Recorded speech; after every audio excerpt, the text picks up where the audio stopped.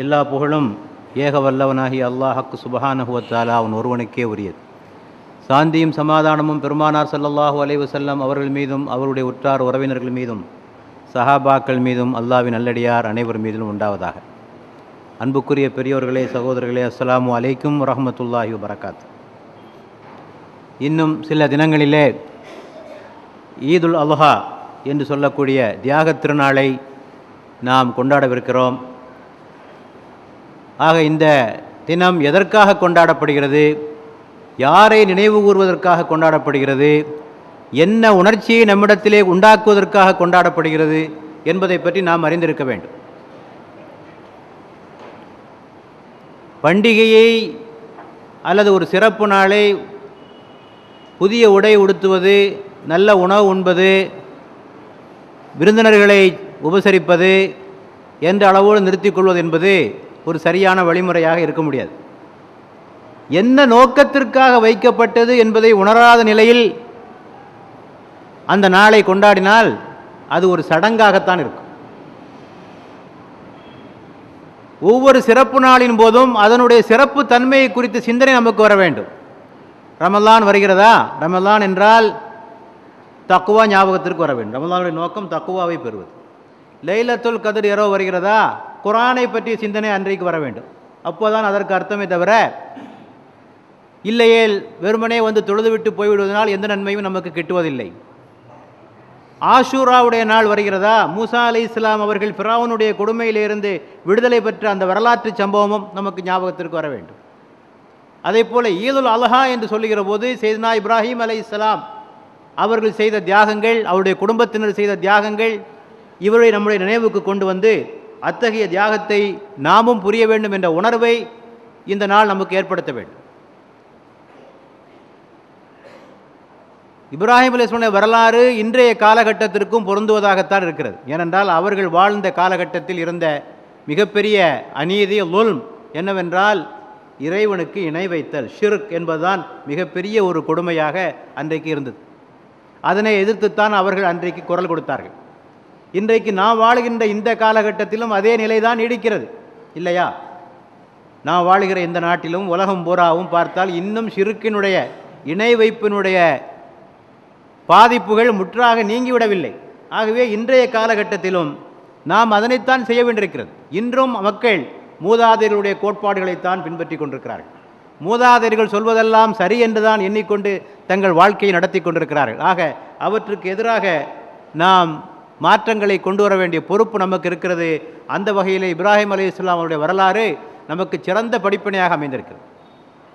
முதலாவதாக இப்ராஹிம் அலைஹிஸ்ஸலாம் அவர்களை பற்றி இறைவன் எவ்வாறெல்லாம் சிறப்பித்து கூறுகிறான் என்பதை பற்றி முதலாவதாக பார்க்கலாம். அவர்கள் எந்த அளவுக்கு முக்கியத்துவம் பெறுகிறார்கள் என்று பார்க்கிற போது குர்ஆனிலே சுமார் 40 இடங்களுக்கு அதிகமாக அவருடைய பெயர் குறிப்பிடப்பட்டிருக்கு. 40 இடங்களுக்கு அதிகமாக இப்ராஹிம் அலைஹிஸ்ஸலாமுடைய பெயர் குறிப்பிடப்படுகிறது. இமாமுன் நாஸ், மனிதர்களுக்கெல்லாம் தலைவர் என்று இறைவன் சொல்கிறான். அவர் மனிதர்களுக்கெல்லாம் தலைவர். ஒய்திப்தலா இப்ராஹிம் ரப்புஹு பி கலிமாத்தின் ஃபஅத்தம்மஹுன்ன கால இன்னி ஜாயிலுக லின்னாஸ் இமாமா. நாம் அவர்களுக்கு பல சோதனைகளை வைத்தோம், அந்த சோதனைகளை அவர் முழுமையாக நிறைவேற்றினார். நாம் அவரை மனித குலத்திற்கு தலைவராக ஆக்கினோம். உண்மையிலேயே அவர் மனித குலத்துக்கு தலைவராகத்தான் இருக்கிறார். இன்றும் கூட கிறிஸ்தவர்களும் யூதர்களும் கூட அவரை தலைவராக ஏற்றுக்கொண்டு தான் இருக்கிறார். ஆக மனித குலத்தின் தலைவர், ஹலீலுல்லா, அல்லாஹ்வுடைய நண்பர் என்ற அந்தஸ்தை பெற்றவர். நாம் பின்பற்றுகிற மார்க்கத்திற்கு பெயரே மில்லத்த இப்ராஹிம் என்று தான் இறைவன் சொல்கிறான். இப்ராஹிமுடைய மார்க்கம் என்று தான் அதற்கு அழைக்கப்படுகிறது, மில்லத்த இப்ராஹிம். ஒவ்வொரு நாளும் தொழுகையிலே நாம் நினைவு கூறுகின்ற ஒரு தூதர் உண்டு என்று சொன்னால் முஹம்மது ஸல்லல்லாஹு அலைஹி வஸல்லம் அவர்களுக்கு அடுத்தபடியாக சையதுனா இப்ராஹிம் அலைஹிஸ்ஸலாம் அவர்களைத்தான் நாம் நினைவு கூறிக்கொண்டிருக்கிறோம். அல்லாஹும்ம ஸல்லி அலா முஹம்மதின் வ அலா ஆலி முஹம்மதின் கமா ஸல்லைத அலா இப்ராஹிம் வ அலா ஆலி இப்ராஹிம் இன்னக ஹமீதுன் மஜீத் என்று ஒவ்வொரு நாளும் ஒவ்வொரு தொழுகையிலும் அவருடைய பெயரை நாம் நினைவு கொண்டிருக்கிறோம். ஹஜ்ஜு கடமையிலே செய்யக்கூடிய பல கிரியைகள் அவருடைய தியாகத்தை நினைவு கூறுவதாகத்தான் வைக்கப்பட்டிருக்கு இல்லையா? சஃபா மர்வா ஓடுகின்ற ஓட்டம் அன்னை ஹாஜரா அவருடைய அந்த ஓட்டத்தை தான் நினைவுபடுத்துகிறது. குர்பான் கொடுப்பது அவருடைய செய்த தியாகத்தை தான் நினைவுபடுத்துகிறது. மக்காம இப்ராஹிம் அவர்களைத்தான் ஞாபகப்படுத்துகிறது. இப்படி ஹஜ்ஜிலே செய்யக்கூடிய பல கடமைகள் அவர்களை ஞாபகப்படுத்துவதைத்தான் அமைந்திருக்கிறது. பெருமானாரிடத்திலே ஒருவர் சொன்னார், படைப்புக்களிலே சிறந்தவரே என்று பெருமானாரை பார்த்து சொல்லிய போது ரசூலுல்லாஹ் சொன்னார்கள், படைப்புக்களில் சிறந்தவன் நான் அல்ல, இப்ராஹிம் தான் படைப்புகளிலேயே சிறந்தவர் என்று பெருமானார் ஸல்லல்லாஹு அலைஹி வஸல்லம் சொன்னார்கள். அல்லாஹ் தஆலா சொல்கிறான், அவருடைய புகழை நாம் நிலைக்கச் செய்வோம். வ தரக்னா அலைஹி ஃபில் ஆகிரீன், அவருடைய புகழை அவருக்கு பின்னாலும் நாம் நிலைக்கச் செய்வோம் என்று இறைவன் சொல்கிறான். ஆகவே அது போலவே இன்று வரை அவருடைய பெயர் கூறப்பட்டு வருவதை பார்க்கிறோம். ஆக இப்படிப்பட்ட ஒரு சிறப்புமிக்க ஒரு இறை தூதராகத்தான் அவரை பார்க்கிறோம். அவருடைய வாழ்க்கை வரலாற்றை பார்க்கிற போது அவர்கள் பிறந்த இடம் பாபிலோன், இன்றைக்கு ஈராக் என்று அழைக்கப்படுகிற பாபிலோனிலே அவர்கள் பிறந்தார்கள். யூப்ரட்டிஸ் டைக்ரிஸ் நதி பாய்கின்ற அந்த பெருவழியிலே தான் அவர்கள் பிறந்தார்கள். சாரா என்ற பெண்ணை அவர்கள் மணந்தார்கள். அவருடைய அண்ணன் மகன் தான் நபி லூத் அலைஹிஸ்ஸலாம் அவர்கள். அங்கிருந்து புறப்பட்டு, பாபிலோனிலிருந்து புறப்பட்டு அவர்கள் கன்ஆன் என்று சொல்லக்கூடிய, இன்றைக்கு பலஸ்தீன் என்று அழைக்கக்கூடிய பகுதிக்கு அங்கே வந்தார்கள். ஏகத்துவ பிரச்சாரத்தை மக்களுக்கு மத்தியிலே செய்தார்கள். தந்தையிடமிருந்து எதிர்ப்பு வந்தது, மக்களிடமிருந்து எதிர்ப்பு வந்தது, மண்ணிடமிருந்து எதிர்ப்பு வந்தது. நெருப்பு கொண்டு அவருக்காக தயார் செய்யப்பட்டு அதிலே அவர் போடப்பட்டார். பின்னர் அங்கிருந்து புறப்பட்டு அவர் சிரியாவிற்கு சென்றார். அங்கிருந்து எகிப்திற்கு சென்றார். எகிப்திலே ஹாஜர் என்ற பெண்ணை அவர் மணந்து கொண்டார். அவருடைய 86வது வயதிலே அவருக்கு இஸ்மாயில் என்ற ஒரு மகன் அவருக்கு பிறந்தார். பின்னர் அங்கிருந்து புறப்பட்டு மக்காவுக்கு வந்தார். தனது ஹாஜர் என்ற அந்த மனைவியையும் இப்ராஹிமை, அதோட இஸ்மாயில் என்ற மகனையும் அழைத்து கொண்டு மக்காவிற்கு வந்து அந்த மக்கா பெருவழியிலே அவர்களை விட்டுவிட்டு அவர் சென்று விட்டார். அங்கே ஜம்சம் என்ற ஊற்று அங்கே பெருக்கெடுத்தது. பின்னர் திரும்பி வந்தார். திரும்பி வந்து காபா என்ற ஆலயத்தை அவர் எழுப்பினார். இஸ்மாயில் அலைஹிஸ்ஸலாம் அவர்கள் பிறந்ததிலிருந்து 14 ஆண்டுகள் கழித்து இஸ்ஹாக் அலைஹிஸ்ஸலாம் அவர்கள் பிறந்தார்கள். ஆகவே 2 சமுதாயத்தவர்கள், பனி இஸ்ராயில்கள், பனி இஸ்மாயில் என்று சமுதாயங்கள் உருவாகி, இஸ்மாயில் அலைஹிஸ்ஸலாம் அவர்களை பின்தொடர்ந்தவர்கள் பனி இஸ்மாயில்கள், இஸ்ஹாக் அலைஹிஸ்ஸலாம் அவர்களை பின்தொடர்ந்தவர்கள் பனி இஸ்மாயில்கள், பனி இஸ்ராயில் என்று அழைக்கப்படுகிறார்கள். இதுதான் அவருடைய வரலாற்று சுருக்கத்தை நான் உங்களுக்கு சொல்லியிருக்கிறேன். இப்போது அவர்கள் என்ன கொள்கைக்காக இந்த உலகத்திலே குரல் கொடுத்தார்கள் என்பதை பற்றி தான் நாம் அதிகமாக சிந்திக்க வேண்டும். ஒரே வார்த்தையிலே சொல்வதாக இருந்தால் தௌஹீத், ஏகத்துவம் தான் அவர்கள் முழங்கிய மிகப்பெரிய முழக்கம். ஒத்தகுல்லா தாலிக்கும் ஹைருன் லக்கும் என்கொந்தும் தாலமூன் அவர்கள் சொன்னார்கள், அல்லாஹ்வுக்கு இபாதத் செய்யுங்கள், அல்லாஹ்வை அஞ்சுங்கள், நீங்கள் அறிவுடையவர்களாக இருந்தால் இதுதான் உங்களுக்கு சிறந்ததாக இருக்கும். நீங்கள் சிந்திக்கக்கூடிய சக்தி, தாலிக்கும் ஹைருன் லக்கும் என்கொந்தும் தாலமூன், நீங்கள் அறிவுடையவர்களாக இருந்தால் இதைத்தான் நீங்கள் செய்வீர்கள், அல்லாஹ்வுக்கு இபாதத் செய்வீர்கள், அவனை நீங்கள் அஞ்சுவீர்கள். இந்த முழக்கத்தை தான் அவர்கள் எடுத்து வைத்தார்கள். அவர்கள் மட்டுமல்ல, எல்லா இறை தூதர்களும் சொன்ன கருத்து இதுதான். யா கௌமி அபதுல்லா, என்னுடைய சமுதாயத்தவரே நீங்கள் அல்லாஹ்வுக்கு இபாதத் செய்யுங்கள் என்ற கருத்தை தான் அவர்கள் சொன்னார். ஆக இஸ்லாமிய பிரச்சாரம் என்பது எங்கிருந்து ஆரம்பமாகிறது என்று சொன்னால் தௌஹீதிலிருந்து தான் ஆரம்பமாகிறது. அங்கிருந்து தான் ஆரம்பம். பெருமானாருடைய வாழ்க்கை எடுத்துக்கொள்ளுங்கள். பெருமானார் வாழ்ந்த காலத்திலே பல்வேறு வகையான கொடுமைகள் இருந்தன இல்லையா? ஜாதி கொடுமைகள் இருந்தன இல்லையா? ஜாதி கொடுமைகள், உயர்ந்தவர், தாழ்ந்தவர், குறைஷி அல்லாதவர் என்ற பல்வேறு வகையான ஜாதி கொடுமைகள் இருந்தன. பெண்களை உயிரோடு புதைக்கிற பழக்கம் இருந்தது. குலத்தினுடைய ஆட்சி, குலத்தலைவர்களுடைய ஆட்சி இருந்தது. மதுவுக்கும் சூதுக்கும் அவர்கள் மயங்கி கிடந்தார்கள். வட்டி தொழிலே திளைத்திருந்தார்கள். இப்படி பல்வேறு வகையான பாவங்களை அவர்கள் செய்து கொண்டிருந்தார்கள். ஆனால் பெருமானார் இவற்றை பற்றியெல்லாம் முதலிலே பேசவில்லை. ஜாதி கொடுமைக்கு எதிராகவோ, பெண் அடிமைத்தனத்துக்கு எதிராகவோ, மதுவுக்கு எதிராகவோ தன்னுடைய பிரச்சாரத்தை ஆரம்பிக்கவில்லை. எங்கிருந்து ஆரம்பித்தார்கள்? லா இலாஹ இல்லல்லாஹ் முஹம்மதுர் ரசூலுல்லாஹ். முதல்ல இதை ஒத்துக்கப்பா. ஏனென்றால் எல்லா தீமைகளுக்கும் ஆணிவேர் இணை வைப்பு. ஏன் இஷ்டப்படி நடப்பேன், நான் யாருக்கும் கட்டுப்பட மாட்டேன், நான் என்னுடைய மூதாதையர்களுக்குத்தான் கட்டுப்படுவேன் என்று சொல்லுகின்ற இந்த மனப்பான்மை தான் மனிதன் செய்கிற எல்லா பாவங்களுக்கும் அடிப்படை. நான் சுதந்திரமானவன், என்னை யாரும் கட்டுப்படுத்தக்கூடாது. மதத்தின் பேராலோ வேறு எதன் பேராலோ யாருக்கும் நான் கட்டுப்பட மாட்டேன், நான் சுதந்திரமாக இருப்பேன். இன்றைய காலகட்டத்தில் பாருங்கள், இன்றைக்கு கூட ஹோமோசெக்சுவாலிட்டி என்று சொல்லக்கூடிய ஓரினச் சேர்க்கை கேட்பதற்கே அசிங்கமாக இருக்கிறது. கேட்பதற்கே அசிங்கமாக இருக்கக்கூடிய இந்த தீமையை இன்றைக்கு உலகத்திலே உள்ள மிக பெரும் அறிஞர்களெல்லாம் ஆதரிக்கிறார்கள். அமர்த்தியாசன், நோபல் பரிசு வாங்கிய அமர்த்தியாசன் அது தேவைதான் என்கிறார். மிகப்பெரிய எழுத்தாளர் அருந்ததி ராய் அது தேவைதான் என்று சொல்கிறார். என்ன சொல்கிறார்கள்? இதெல்லாம் மனுஷன் சுதந்திரம், இதில் ஏன் குறுக்கிடுறீங்க? அவன் விரும்பினதை அவன் செஞ்சுக்கிட்டே போட்டோம். ஆக மனிதனுடைய இந்த தீமைகளுக்கெல்லாம் அடிப்படை காரணம், ஏன் இஷ்டப்படி நடப்பேன், யாரும் என்னை கட்டுப்படுத்தக்கூடாது என்கின்ற இந்த மனப்பான்மை தான் தீமைகளுக்கு அடிப்படையாக அமைகிறது. ஆகவே இஸ்லாம் அதை மறுக்கிறது. வஅபுதுல்லா, அல்லாவுக்கு மட்டும்தான் கீழ்ப்படிய வேண்டும், அல்லாஹ்வுடைய ஆணைகளுக்கு மட்டும்தான் கீழ்ப்படிய வேண்டும், வேறு எவருடைய ஆணைகளுக்கும் கீழ்ப்படக்கூடாது. உனக்கு ஒரு குறிப்பிட்ட வரையறைக்குட்பட்ட சுதந்திரம் தான் உனக்கு வழங்கப்பட்டிருக்கிறது, முழுமையான சுதந்திரம் பெற்றவன் அல்ல நீ என்ற இந்த கோட்பாட்டை மனிதன் ஏற்றுக்கொண்டால் இந்த பாவங்களில் இருந்து அவன் வெளியே வந்து விடுவான். ஆக எல்லா அபிமார்களும் இதிலிருந்து தான் தங்களுடைய பிரச்சாரத்தை ஆரம்பிங்க. ஆக இறைவனை வணங்குங்கள், இறைவனை மட்டுமே வணங்குங்கள், இறைவனுடைய கட்டளைகளுக்கு நீங்கள் கீழ்ப்படியுங்கள் என்ற கோஷத்தை முன்வைத்துத்தான் எல்லா இறை தூதர்களும் தங்களுடைய பிரச்சாரத்தை ஆரம்பித்தார்கள். அதுபோலவே தான் சையதுனா இப்ராஹிம் அலைஹிஸ்ஸலாம் அவர்களும் வஅபுதுல்லா இத்தகுல்லா தாலிக்கும் ஹைருன் லக்கும் இன் குன்தும் தஅலமூன், நீங்கள் அல்லாஹ்வை வணங்குங்கள், அல்லாஹ்வுக்கு கீழ்ப்படியுங்கள், அல்லாஹ்வுக்கு அஞ்சுங்கள், நீங்கள் அறிவுடையவர்களாக இருந்தால் இதுதான் உங்களுக்கு சிறந்ததாக இருக்கும் என்ற கோட்பாட்டின் அடிப்படையில் ஆரம்பித்தார்கள். இந்த கொள்கையை மக்களுக்கு மத்தியிலே அவர்கள் எடுத்துரைப்பதற்காக அவர்கள் கையாண்ட பல்வேறு வழிமுறைகளை பற்றி நாம் யோசிக்க வேண்டும். மிக அறிவுபூர்வமாக மக்களை அதை சிந்திக்க வைக்கிறார்கள். அவர்கள் ஒரு நாள் இரவு சூழ்ந்த நிலையிலே நட்சத்திரங்களை பார்க்கிறார்கள். ஒளிர்கிற நட்சத்திரத்தை பார்த்து இவ்வளோ பிரகாசமாக இது மின்னுகிறதே, இதுதான் என்னுடைய இறைவனாக இருக்க வேண்டும் என்று கருதுகிறார்கள். அது மறைந்து போகக்கூடிய இது இறைவனாக இருக்க முடியுமா? இருக்க முடியாது. பின்னர் அதைவிட ஒளிரக்கூடிய ஒரு சந்திரனை பார்க்கிறார்கள், இது என்னுடைய இறைவனாக இருக்கக்கூடும் என்று சொல்லுகிறார்கள். பின்னர் அதுவும் மறைந்து போகக்கூடிய இந்த சந்திரன் என்னுடைய இறைவனாக இருக்க முடியாது. பின்னர் சூரியனை பார்க்கிறார்கள், ஓஹோ இது இறைவனாக இருக்கக்கூடியமோ, இது மிக பிரகாசமாக இருக்கிறதே, அதுவும் மறைந்து போகவே இதுவும் என்னுடைய இறைவனாக இருக்க முடியாது. இவற்றையெல்லாம் எவன் படைத்தானோ அவன்தான் இறைவன், இவற்றையெல்லாம் எவன் படைத்தானோ அவன்தான் இறைவன். ஆக அவர் தௌஹீதுக்கு வந்த முறை இப்படித்தான், அவராகவே சிந்தித்தார். நபித்துவத்திற்கு முன்னரே இவற்றை பற்றியெல்லாம் சிந்தித்துத்தான் அவர் தௌஹீதுக்கு வந்தார். எல்லா நபிமார்களும் இப்படிப்பட்ட சிந்தனைகளுக்கு உட்பட்டு தான் அவர்கள் வந்திருக்கிறார்கள். இறைவன் அவர்களுக்கு வழங்கினான். ஆனால் அவர்கள் நபித்துவத்திற்கு ஆவதற்கு முன்னரே இணை வைப்பிலிருந்து பாதுகாக்கப்பட்டவர்களாக எல்லா இறை தூதர்களும் இருந்திருக்கிறார்கள். ஆக இப்படி சிந்தித்துத்தான் அவர் வந்தார். ஆக எவ்வளோ அறிவுபூர்வமான ஒரு சிந்தனை என்று பாருங்கள். ஆக இவை இறைவனாக இருக்க முடியுமா? இவற்றையெல்லாம் படைத்தவன் இறைவனாக இருக்க முடியும்.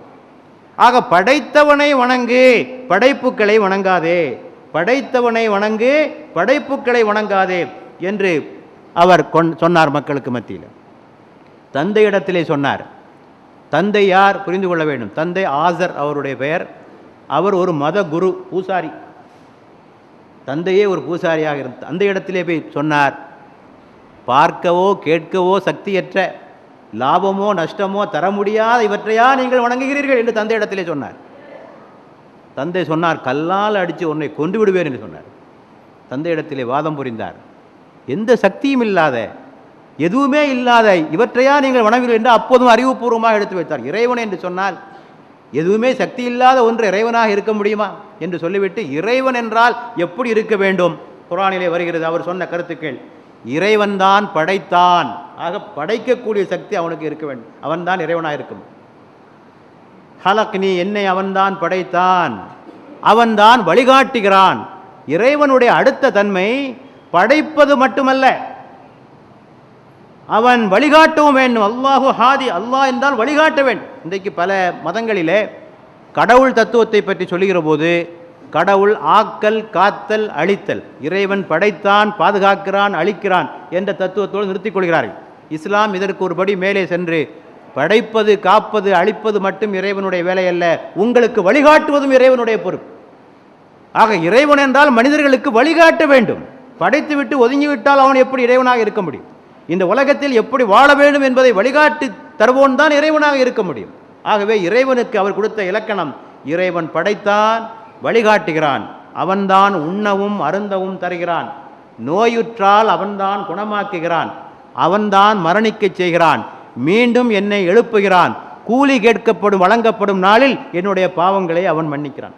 ஆக இறைவன் என்றால் இவ்வளோ தன்மை இருக்கணும். படைக்க வேண்டும், வழிகாட்ட வேண்டும், உண்ணவும் அருந்தவும் கொடுக்க வேண்டும், நோயுற்றால் குணமாக்க வேண்டும், மரணிக்க செய்ய வேண்டும், மீண்டும் உயிர்ப்பிக்க வேண்டும், கூலி கொடுக்கும் நாளில் பாவங்களை மன்னிக்க இருக்க வேண்டும்.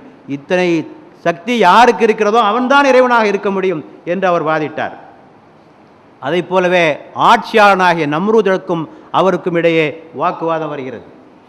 நம்ரூது கேட்கிறான், உம்முடைய அதிபதி யார் என்று கேட்கிற போது, யார் என்னை வாழ வைத்தானோ, யார் என்னை மரணிக்க வைக்கிறானோ அவன்தான் என்னுடைய இறைவன் என்று இப்ராஹிம் அலைஹிஸ்ஸலாம் சொன்னார்.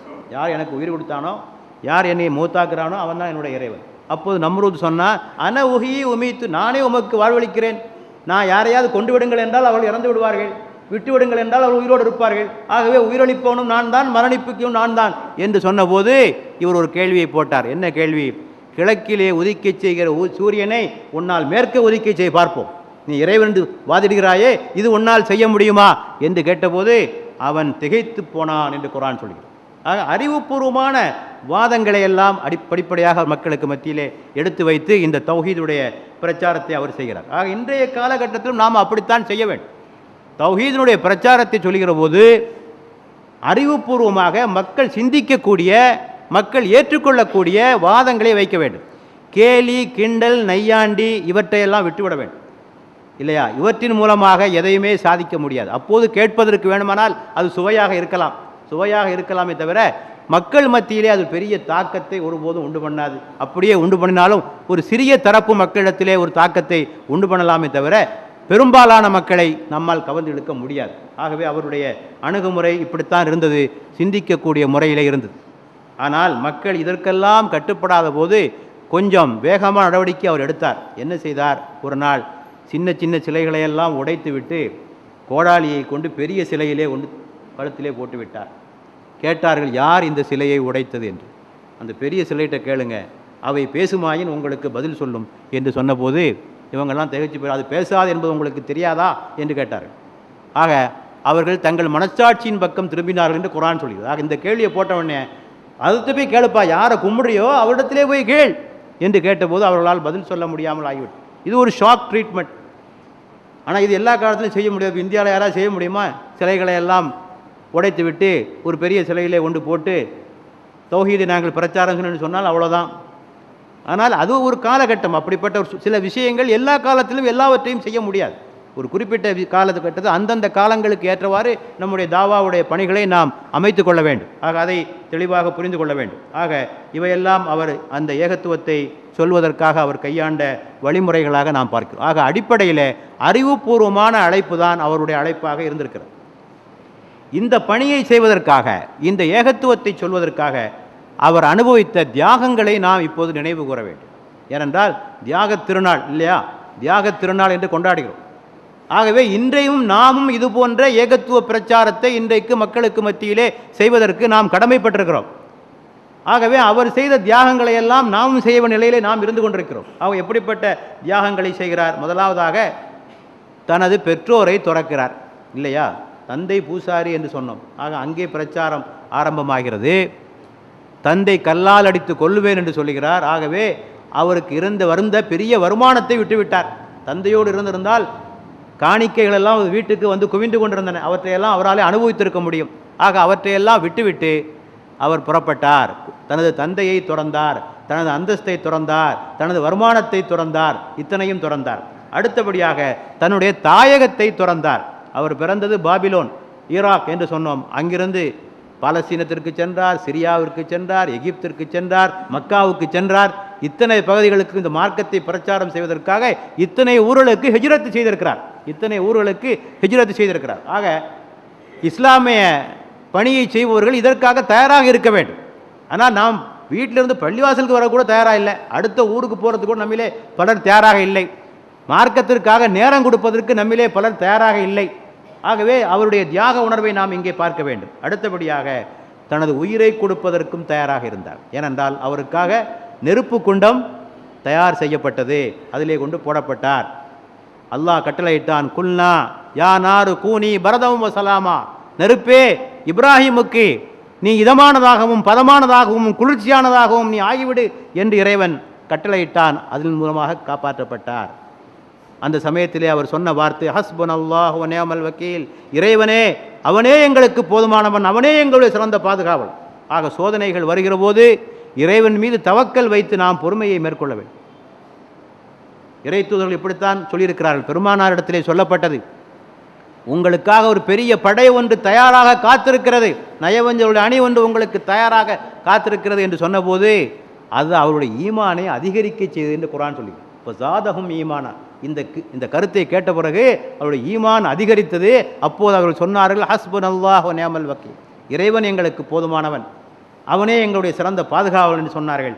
ஆக உயிரை கொடுப்பதற்கும் தயாராக இருந்தார். இறுதியிலே தள்ளாத வயதிலே அவருக்கு கிடைத்த மகன் இல்லையா, 86 வயதிலே கிடைத்த ஒரு மகனை அறுத்து பலியிடுவதாக கனவு கண்டதை தனது மகனிடத்திலே சொல்ல அவரும் ஒன்றாக சேர்ந்து கொண்டு, இதுதான் இறைவனுடைய கட்டளையாக இருக்கும் என்றால் தந்தையை நிறைவேற்றுங்கள், என்னை நீங்கள் பொறுமையாளராக நீங்கள் காண்பீர்கள் என்று மகன் இஸ்மாயிலும் சொன்னார். ஆக இத்தனை தியாகங்களை செய்திருக்கிறார். பெற்றோரை துறந்திருக்கிறார், ஊரை துறந்திருக்கிறார், உயிரை கொடுப்பதற்கு தயாராக இருந்திருக்கிறார் இல்லையா, தனது மகனையும் பலி கொடுப்பதற்கு தயாராக இருந்திருக்கிறார். ஆக இத்தனை தியாகங்களை செய்த காரணத்தினாலே தான் அவரை தியாக செம்மல் ஷெய்யிது ஷுஹதா என்று நாம் அவரை கொண்டாடுவதற்கு காரணமே இத்தனை தியாகங்கள் செய்வதற்கின்ற காரணத்தினாலே தான். ஆக இப்போது நாம் இதிலிருந்து படிப்பினை பெற்று செய்தனா இப்ராஹிம் அலைஹிஸ்ஸலாம் அவர்கள் எப்படிப்பட்ட தியாகத்தை செய்தார்களோ, இந்த ஏகத்துவ கொள்கையை மக்களுக்கு மத்தியிலே எடுத்துச் சொல்வதற்காக எப்படிப்பட்ட தியாகங்களை செய்தார்களோ அதுபோன்ற காரியத்தை செய்வதற்கு நாமும் தயாராக இருக்க வேண்டும். நாம் ஏற்கனவே சொல்லியதைப் போல பெரும்பாலான மக்கள் இன்னும் இணை வைப்பில் தான் மூழ்கி இருக்கிறார்கள் இல்லையா. ஆக அவர்களை அழிவிலிருந்து காப்பாற்ற வேண்டிய பொறுப்பு நமக்கு இருக்கிறது.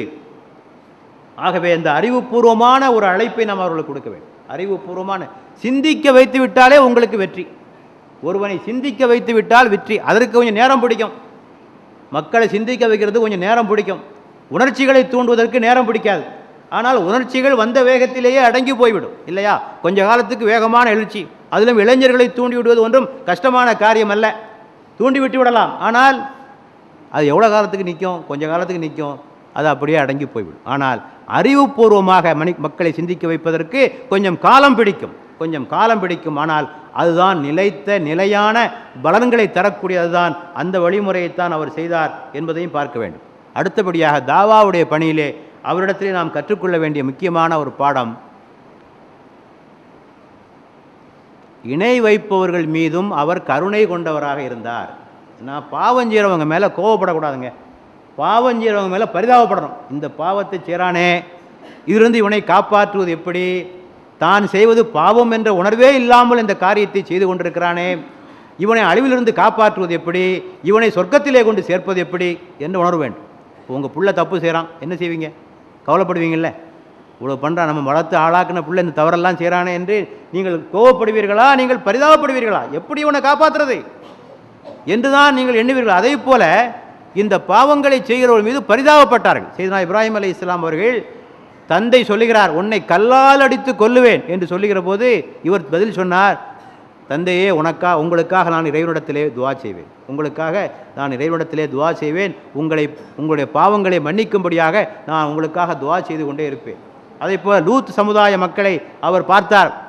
லூத் சமூக மக்கள் செய்த பாவங்களை எல்லாம் பார்த்தார். அவர்களுக்காகவும் இறைவனிடத்திலே பிரார்த்தனை புரிந்தார், இறைவா இவர்களுடைய பாவங்களை மன்னிப்பார். கடைசியாக இறைவன் கட்டளையிட்டான், இவர்களுக்காக நீர் பாவ மன்னிப்பு கோர வேண்டாம் என்று. அதுவரை அவர் பாவ மன்னிப்பு கோரியவராகத்தான் இருந்தார். ஆக இத்தகைய ஒரு உணர்வு, ஏனென்றால் தப்பு செய்கிறவங்க எல்லாரும் வேணுங்கன்னு செய்கிறதில்லை, அவங்க பிறந்த சூழ்நிலை இல்லையா. இன்றைக்கி நாம் முஸ்லீமாக பிறந்திருக்கோம்னா என்ன புண்ணியம் செஞ்சால் முஸ்லீமாக பிறந்திருக்கோம்? ஏதோ தாயின் வயிற்றில் புண்ணியம் செய்தால் முஸ்லீமாக பிறந்திருக்கிறோம். அவர்கள் வேறு மதத்திலே பிறந்திருக்கான்னு சொன்னால் பாவம் செய்தால் அந்த மதத்திலே பிறந்தார்கள் இல்லை. இது இறைவனுடைய ஏற்பாடு. உங்களை முஸ்லீம் குடும்பத்தில் பிறக்க வச்சிருக்கான், அவங்கள அந்த குடும்பத்தில் பிறக்க வச்சிருக்கான். இதில் பெருமைப்பட்டுக்கிறதுக்கு ஒன்றுமே இல்லை. இது தற்செயலாக நடந்தது. ஆகவே யாரையும் வெறுக்க வேண்டிய அவசியம் கிடையாது. இறைவன் நாடி இருந்தால் நீங்களும் அந்த குடும்பத்தில் பிறந்திருப்பீர்கள். ஆகவே இறைவனுக்கு நன்றி செலுத்துங்கள். எந்த முயற்சியும் இல்லாமல் ஒரு முஸ்லீம் குடும்பத்தில் நம்ம இறைவன் பிறக்க செய்திருக்க என்பதற்காக இறைவனுக்கு நன்றி செலுத்திவிட்டு அந்த நன்றியை வெளிப்படுத்துகிற முறை, எனக்கு கிடைத்த இந்த ஹிதாயத், இந்த நேர்வழி எல்லோருக்கும் கிட்ட வேண்டும் என்று அந்த மார்க்கத்தை எடுத்துச் சொல்வதுதான் அதற்குரிய வழிமுறையாக இருக்கும். நான் முஸ்லீமாக பிறந்தேன் என்று பெருமை கொள்வதிலேயோ ஆணவம் கொள்வதிலேயோ ஒன்றுமில்லை. அதற்காக இறைவனுக்கு நன்றி செலுத்திவிட்டு எனக்கு கிடைத்த யான் பெற்ற இன்பம் பெருகையு வையகம் என்ற கோட்பாட்டின் அடிப்படையில் மற்றவர்களையும் இந்த தீனுடைய பக்கத்திலே அழைப்பதுதான் இறைவன் நமக்கு செய்திருக்கக்கூடிய நன்றிக்கு பிரதிபலனாக அமையுமே தவிர அதன் அடிப்படையிலே பெருமை கொள்வதோ ஆணவம் கொள்வதோ மற்றவர்களை துச்சமாக கருதுவதோ மற்றவர்களை இழிவாக பார்ப்பதோ எந்த வகையிலும் சரியான வழிமுறை அல்ல. ஆக செய்தனா இப்ராஹிம் அலைஹிஸ்ஸலாம் அவரிடத்திலே நாம் கற்றுக்கொள்ள வேண்டிய பாடம் அதுவாகத்தான் இருக்கு. அத்தோடு அவர்கள் மிக பிறந்த துணிச்சல்காரராக இருந்தார். வரலாற்றை நீங்கள் படித்தீர்கள் அல்லவா? யாருக்கும் பயப்படலை. நெருப்பு குண்டத்திலே அவரை தூக்கி போட்ட போதும் அவர் பயப்படலை. தந்தை வீட்டை விட்டு துரத்திய போதும் அவர் பயப்படவில்லை. எல்லாவற்றுக்கும் தைரியமாக இருந்து சோதனைகளை சந்தித்த ஒரு சாதனை வீரராக அவருடைய வரலாற்றை நாம் பார்க்கிறோம். ஆக இஸ்லாத்தை எடுத்துச் சொல்கிற போது சோதனைகள் வரும். அல்லதீன யுபல்லிஊன ரிசாலாத்தில்லாஹி யஹ்ஷானஹு, அல்லாஹ் சொல்கிறான், யார் இந்த நம்முடைய தூதை எடுத்துரைக்கிறார்களோ அவர்கள் எவருக்கும் அஞ்ச மாட்டார்கள். அல்லாஹ்வை தவிர எவருக்கும் அஞ்ச மாட்டார்கள். எவருக்கும் அஞ்ச வேண்டிய அவசியம் கிடையாது. சத்தியத்தை சொல்வதற்கு யாருக்கு பயப்பட வேண்டும்? அப்படிப்பட்ட ஒரு துணிச்சல்காரராக சோதனைகளை தாங்கி கொண்டவராக அவர் இருந்ததை பார்க்கிறோம். அத்தோடு அவர் செய்த தியாகங்கள், அதே போல் நாமும் தியாகம் செய்யணும். நேரத்தை தியாகம் செய்யணும். மார்க்கத்துக்காக நேரம் கொடுக்கணும். பல பேர் கொடுக்கறதுக்கு தயாராக இல்லை இல்லையா? நேரத்தை கொடுப்பதற்கு தயாராக இல்லை. எல்லாத்துக்கும் நேரம் கிடைக்கும். டிவி பார்ப்பதற்கு நேரம் கிடைக்கும், பேப்பர் படிக்கிறதுக்கு நேரம் கிடைக்கும், அரட்டை அடிக்கிறதுக்கு நேரம் கிடைக்கும் இல்லையா? எல்லாத்துக்கும் நேரம் கிடைக்கும். மார்க்க சேவைக்கு மட்டும் நேரம் கிடைக்காது. தொழுகைக்கு மட்டும் நேரம் கிடைக்காது. குர்ஆன் ஓதுவதற்கு நேரம் கிடைக்காது. மற்ற எல்லாத்துக்கும் நேரம் கிடைக்கும். ஆக நேரம் இல்லை என்பது பொய். நேரம் ஒரு ஆளுக்கு அதிகமாக கிடைக்கும், ஒரு ஆளுக்கு குறைவாக கிடைக்கும். அதான் வித்தியாசம். ஒரு ஆளுக்கு 1 மணி நேரம் கிடைக்கலாம், ஒரு ஆளுக்கு 10 நிமிஷம் கிடைக்கலாம். அவ்வளோதான் வித்தியாசமே தவிர நேரமே எனக்கு இல்லை என்று யார் சொல்கிறார்களோ அவர்கள் பொய் சொல்லுகிறார்கள். பொய் சொல்லுகிறார்கள். நேரத்தை திட்டமிட்டால் எல்லாவற்றுக்கும் நேரம் கிடைக்கும் இல்லையா? வியாபாரத்துக்கு ஒரு நேரம், குடும்பத்துக்கு ஒரு நேரம், மார்க்கத்துக்கு ஒரு நேரம், தொழுகைக்கு ஒரு நேரம், எல்லாத்துக்கும் நேரத்தை திட்டம் போடுங்க. நேரம் கிடைக்குதா இல்லையா பாருங்கள். நேரம் கிடைக்குதா இல்லையா பாருங்கள். அதெல்லாம் பொய். நேரம் இல்லை, எனக்கு குர்ஆன் ஓதுவதற்கு நேரம் இல்லை, மார்க்க சேவை செய்ய நேரம் இல்லை என்று சொல்வது பொய். ஆக நேரத்தை தியாகம் செய்ய வேண்டும், பணத்தை தியாகம் செய்ய வேண்டும். அல்லாஹ்வுடைய பாதையிலே பணத்தை தியாகம் செய்ய வேண்டும். அல்லாஹ் தந்த பணம் நீங்கள் ஒன்றும் கொண்டு வரல, எதையும் கொண்டு போக போகிறதும் இல்லை. கொண்டு போக முடிஞ்சால் பரவாயில்ல, சேர்த்து வச்சுக்கலாம். கொண்டு போக முடியும்னா வச்சுக்கலாம். அல்லது அந்த காலத்து ஃபிரௌன்கள் மாதிரி பெரிய பிரமிடுகளை கட்டி அதிலே போட்டு ஒன்றா புதைப்பார்கள். அந்த காலத்து ஃபிரௌன்களுடைய வழக்கம் தான். தன்னுடைய செல்வத்தை எல்லாம் பிரமிடிலே போட்டு புதைப்பார்கள். அப்படி புதைக்க முடிஞ்சாலும் பரவாயில்ல. இப்போ அதுவும் செய்ய முடியறதில்லை. பிறகு எதுக்கு போட்டு சேர்த்து வச்சுக்கிட்டே இருக்கிறீங்க? ஆக இருக்கிற காலத்தில் எல்லாவற்றையும் மக்களுக்காக முடிந்த அளவுக்கு நீங்கள் பணத்தை சேவை செய்யுங்கள். குடும்ப உறவுகளை தியாகம் செய்துதான் ஆக வேண்டும். சில சமயங்களிலே மார்க்க சேவை செய்வதற்கு குடும்பத்திலே தடைகள் விதிக்கப்படும். பெற்றோர்கள் தடை விதிப்பார்கள், அல்லது பெற்றோர் செய்வதற்கு பிள்ளைகள் தடை விதிப்பார்கள், மனைவிகள் தடை விதிப்பார்கள். அல்லாஹ் சொல்கிறான், ஓலமும் அன்னமா அம்பாலுக்கும் அவுலாதுக்கும் ஃபித்னா, உங்களுடைய பிள்ளைகளிடமும் உங்களுடைய செல்வத்திலும் உங்களுக்கு சோதனை இருக்கிறது. உங்கள் பிள்ளைகளே உங்களுக்கு சோதனைகள், உங்களது செல்வமே உங்களுக்கு சோதனைகள், உங்களது மனைவியே உங்களுக்கு சோதனை என்று குர்ஆன் சொல்கிறது. ஆக நல்ல காரியம் செய்ய விட மாட்டாங்க. ஏன்பா இந்த வயசுலேயே மார்க்கம் அது இதுன்னு அலையிற, 4 காசு சம்பாதிக்கிறது வழியை பார்க்க மாட்டியா?